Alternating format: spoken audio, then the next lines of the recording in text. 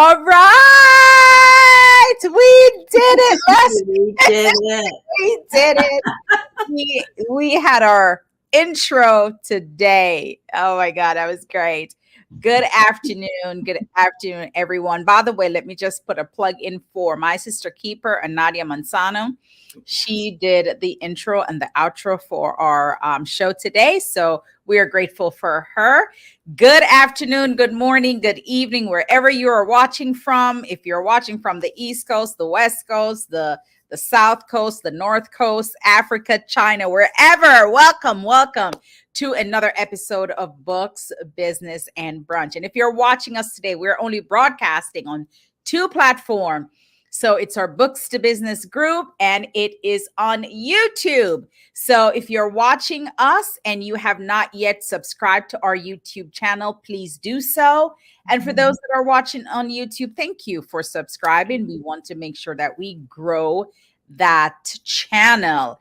So I am here today with my director of operations, and I'm going to introduce myself, then turn it over to her for her to introduce herself. And then we are going to talk today about the cover and the title, or the title and the cover, as you can see in our ad when we posted about our show today. So I'm Joan T. Randall. I am the founder of Victorious You Press. We are the author's midwife, and we help people deliver their message to the marketplace through the power of the pen so that they can build multiple streams of income and create legacies. And so that's who I am. Welcome. Please share this broadcast out. And now I'll turn it over to my partner, Leslie, to introduce herself. Hello, everyone, and welcome to our broadcast today. We're so excited to be with you because we have just a really fun way that Joan has put together to show you the importance of a well-constructed book cover and a powerful title. And it's great information. Sometimes we don't think about titles or book covers till we're done writing. And you know what? That's okay, because you should be concentrating on your book and your book alone while you're writing. But when you are ready, we are here to help you design that perfect cover that reflects the message that you have in your book. And a title that will just grab somebody's eyes as they're looking through the bookstore. And we're excited to bring you that information today. Yes. And I want to say hello to Patricia Mims. She's our intercessor for I Believe God Ministry International. So thank you, intercessor, for being on with us today. So again, we want to get into this. We don't have a lot of time, and we really want to talk about how important a title is for your book and the cover. So if you give us a moment, we're going to share our screen today. All right. And we're going to take you through this whole title and cover design. As to Leslie's point, a lot of people they spend so much time on the content and so little time on the cover and the title. And let me tell you, the first thing a reader sees is your cover or the title. And that may be the decision they make, whether or not they are going to buy your book or they won't buy your book. So it doesn't matter how fantastic the content, the inside of the book is, the outward appearance makes a huge difference in your book. I can tell you that I have a very good friend who wrote a book. The book was amazing, but the cover was really a turnoff. And so her book did not do well because of what the cover looked like. It had like snakes and things on it. And oh my God, it was it just stopped you in your tracks. And I need to tell her to change the cover. I haven't mustered up the courage yet to call her and said, listen, you got to change that book cover, because she's so proud of it. Right. So let's get into it. You ready, Leslie? You bet. Let's go. All right. So we're going to share our screen, and here is our screen, and we're sharing the wrong slide. So let's go back to slide 1. Okay, that's what happens when you do a live taping. Okay, all kind of um, things happen. So, hi, Gloria. How are you? So nice to see you. So happy that you are here. So, crafting a compelling title and the art of the cover is very important for your book, just as important as the content of your book. So, let's get into this, right? So there is a saying, don't judge a book by its cover. Well, in the world of books and literature, especially nonfiction, that is wrong. That is wrong. Why? Because people do judge a book by its cover. Books are judged by its cover and its titles in the literary world. Yes, it's just how it is. And so it's important that your title is compelling, and it's important that your book cover draws attention, draws people attention. And we're going to tell you why. So, crafting a compelling title. I know you can't see some of the words that clear on that, but that's just when I did it, I could see it. Now I can't see. That's good, but crafting a compelling title. So, recently, I had a consultation with someone that is doing an anthology. And this anthology is about couples, right? And how they want to share their experiences, their love story, and their legacy together, because no marriage is perfect. There's ups and downs in the marriages.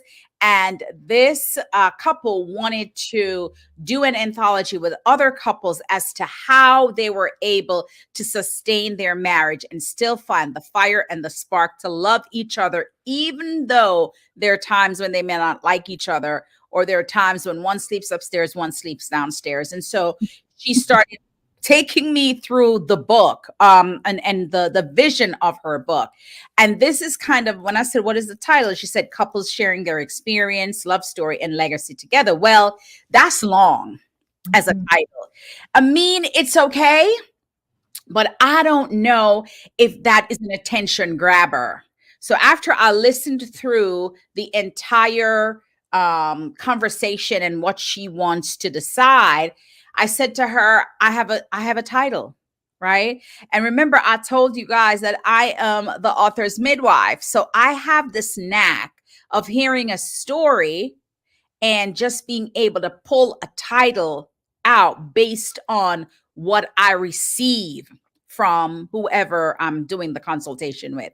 And so we decided to make a change. Not we, I said to her, is it okay if I tell you what I think about the title? And she said, absolutely. And so this is the title. So we went from couples sharing their experience, love story, and legacy together to this: committed to the covenant. Leslie, what do you think about this title? It says it all. Like, you read that title, and it's only 1, 2, 3, 4 words, and that title just fires you up, and you know what you are going to be reading in that book. And if you are married or thinking about getting married, you're going to say, I think I better know what the steps are, what the tricks are, what works, because it's more than one couple sharing this story. It's an anthology. So you have 7 couples telling you how they kept that spark alive, and the title says it all. The title says it all, and the subtitle is as great, but the subtitle, I kept it the way the author wanted it, but the title we knew, because we wanted something to grab. That title was long, so I felt like it's too many words. But what can you say that somebody can know that, okay, this is a commitment, this is a covenant. So if you're thinking about covenant, you're thinking about an agreement, right?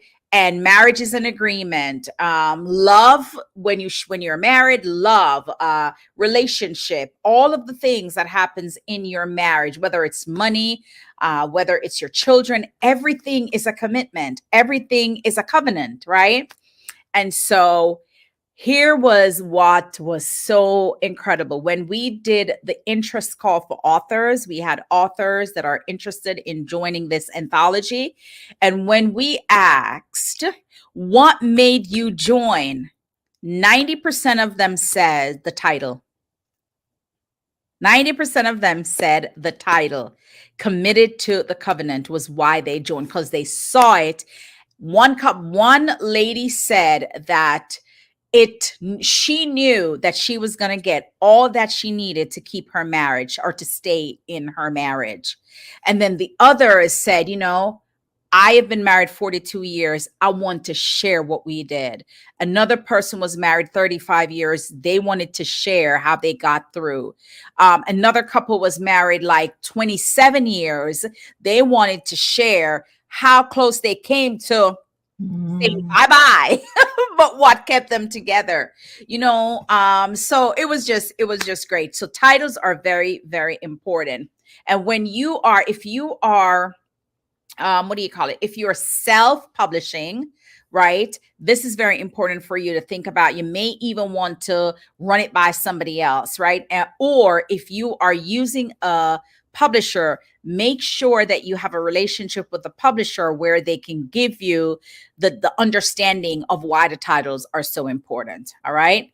So the next slide is, let's talk about now the cover. Why is the cover so important? The front cover of your book works like a billboard, right? It captures the attention in a very short amount of time. So I can look at a cover and know if I'm going to read the book or not. I can look at a front cover and know if I even want to read the book description on the back, Leslie, because the cover is going to capture something in me that makes me interested in wanting to read a little bit more, or even to open the cover and read the introduction. So a good front cover begs the right viewer to learn more by flipping to the back cover. Because when you walk into a bookstore or a library, you pull the book out, you look at the front, you look at the back, and then that is the determination of whether or not you want to open the book. The same thing for when you go to Amazon, right? When you go to Amazon, the first thing you see is the front cover and then a description of the book, right? So you look at the cover, you read the description, and that will tell you if I want to open it and look at the introduction, or do I want to buy this book. So the front cover is very, very important. Now, if you go to a bookstore, a Barnes and Noble, or Books a Million, or even a library, the first thing that you may see is the spine, right? So if your book is thick enough for a spine, a lot of people are going to look at the spine. The design should help the book to stand out. So you need to make sure your spine has color, it has a bold title, it has the author's name, and some spine, depending on how thick the book is, have a picture or some type of an art on the spine as well. So in a bookstore or a library, the first thing you're going to see is the spine, right? So that's why a lot of times when some self-published authors write books, they have a cover for the front and the back, but there's nothing on the spine. Bookstores cannot put those books in their store because there's nothing on the spine. So when they put the book in the shelves, and because it has to go by the numbers according to the genre of the book, if there's nothing on the spine, they can't really display your book, right? Which is fine, no big deal, but you have to sell those books on your website, right? Or see if a local bookstore will carry the book in their stores for you. But it's very important that your book have a spine. So what is the size or page numbers that you can make sure that there's a spine graphic on your book? Is anywhere from about 140 pages and above, right? If you have 140 pages in a book that's a 5x8, you will be able to get the writing on the spine. And that's going to be very important for if you want your book to be in a bookstore or in the library. All right. All right, so the next slide is going to talk about the back cover. This is very important as well, because the back cover serves as an advertisement to entice the buyer to open the book and learn more. Why?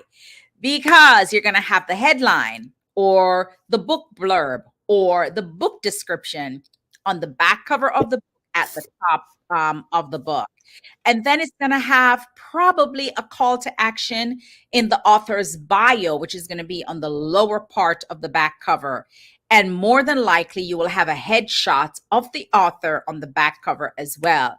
So all those things are relevant to your book: a short blurb, the author's bio, and the author's headshot of some sort. Some authors prefer to use an image instead of their headshot, especially if they're fiction writers. Some people don't use any pictures on the back at all, just the description of the book and the bio. But you always want to make sure that barcode is on the bottom right hand side of your book as well. Right. And so now you have a front cover that's compelling. No, you have a title that's compelling. You have a front cover that's very attractive. You have the spine that has information, and you have the back cover that has more information. Now you are ready to open that book to see if you want to make a purchase. Leslie, your thoughts? Yeah, one thing I wanted to mention, I've heard and read a lot recently about people saying whatever happened to the blurb about a book on the back. Every book I buy now seems to only be filled with reviews from readers. Well, reviews are important, and we will probably spend an entire broadcast on that in the near future because they are super important. However, remember that the only job of the book cover is to grab someone's attention long enough to buy the book. So you can only do that if they know what's going to be in the book. Absolutely. You want that short blurb on the back. And if you especially are writing nonfiction, I think it's great to have, at least a headshot and a little bio. Again, now when you have that, someone may see a picture and have an immediate affinity with that person for whatever reason. Or when they read the bio, they say, oh, I can relate with that. But the components that are so important are that little bit of advertisement enticing the buyer to get that book and open it up, and a way to identify with who you are. Yes, absolutely. And I know that people want to have those little testimonials on the back, but there's other places in the book that those can go. Right. You know what I mean? It can go when you open the book and you have the copyright page, it can go right before you do the dedication, or it can go on the back page before you get to the back cover of the book. So there's other places that those things can go, or we can make the book blurb really short, and then below the book blurb, we can have 2 or 3 testimonials about your book, and then the bio and the picture. But it's really important, if somebody is going to pick up that book, to know what the book is about. And that's where the back cover book blurb or book description, or advertisement of the book happens. All right. So we're moving to the next slide. So I want to show you some examples of some book covers that we have published, and the importance of the book cover, right? So the first one is, this was an author who was writing a book called The Commander-in-Chief, right? And the premise of the book was to show the direction when God created Adam and Eve, as to how that commitment and that covenant relationship should be, the role of Adam and the role of Eve. And so, great book. I was really proud of it, and the content is amazing. But when I asked for him to do the book cover, to give us, the design for his book cover, this was what he sent me. And I was looking at this, and it is called The Commander-in-Chief, but this did not, it was an unrealistic cover. First of all, this is a Caucasian couple, right? And his book was meant for every ethnicity. So I believed that this was just pulling everything to one ethnicity, and that was not the intent. Secondly, it's unrealistic to have a tiger laying right there with 2 people walking by. That don't happen at all. So I'm like, this is not even realistic. And then behind those trees, I think that was like lions or some other kind of animal. And I think there was an elephant on the other side. But this was just too unrealistic. And so when I saw it, I said to the author, I said, this is not a realistic cover. And as a publisher, I could not put this on your book cover. I literally said that to him. I said, I can't put this on your book cover. I said, do you trust me to choose a cover for you? And he said, absolutely. And I explained to him why this was not realistic for the audience he was going after. Because remember, your book is not for everyone. That's the first thing. And the second thing is, when you write, your cover should be so inspirational that anyone of any ethnicity, of any background would want to read it, because they don't feel as if it's pulling one side versus the other side. Now, if you write a book about women's stuff, then that's a different thing, right? You can put a woman on the cover, right? If you're writing about, something like trees or animals, then an animal can go on your cover, a tree can go on your cover. So think about the content of the book, who is the ID reader for the book, and make sure that your cover is a depiction of that. So he trusted Victorious U Press to, do a completely different cover. And I want to show you what the cover is that we produced for him. Completely different. The Commander-in-Chief, A Man's Return to the Foundation. So we thought that because this book is more about just the relationship between a man, a woman, and God, that there doesn't need to be people on it or pictures of people. So we try to create this green, this Eden type of green. And so as you can see, there's a dove, there's the green of the trees, there's this one gold tree in the middle, and then there's the cloud, and then there's the sky. And he absolutely loved it. And he got a lot of compliment on his book cover. So again, it goes back to show how important the cover of the book is. All right. Here's another book cover and title that is very, very compelling. When Trina first came to Victorious U Press, she wanted to write a book about her journey to wholeness, but she could not find the title. As a matter of fact, she had written a title 3 or 4 years prior and could not find it. She searched every journal, every writing paper she had everywhere, couldn't find it. So when she came to me, she said, I cannot find the title. I have a title, but I don't know where it is. And so after she shared with me about the book, I said, all right, I think this is your title. And I told her, Mending My Broken Pieces. All right. So she was like, because she was still thinking about the title she had written. And because she couldn't find it, she was not as open when I shared Mending My Broken Pieces with her. But she wrote it down anyway. Well, about a week later, I got this frantic phone call from her. And she said, I have to talk to you right now. I have to show you something. So I don't remember. Yes, we went on Zoom. So I sent her my Zoom link. We went on Zoom.